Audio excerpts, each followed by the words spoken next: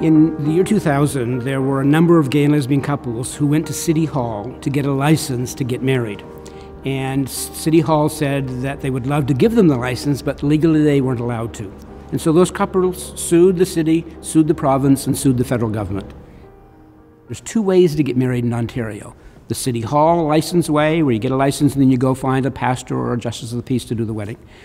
Or the more ancient way, the more churchy way, which is the reading of the banns.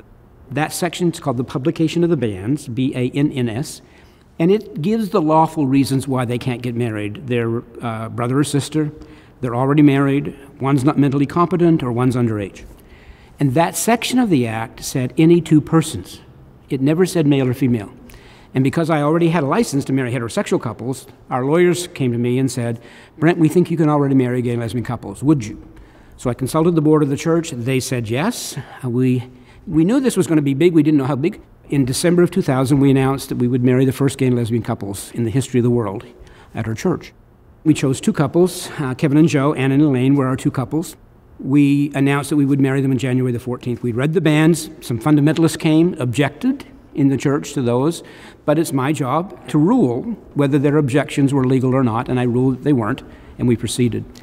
So we had the weddings on a Sunday afternoon on January the 14th, 2001.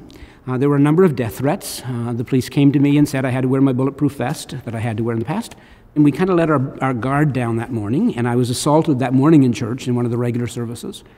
And so we were nervous that day. And so I had, again, 12 bodyguards protecting me. There were 50 police officers in the basement of the church, protesters outside. 1,000 people came to the wedding. They all had to be searched. We were excited and terrified.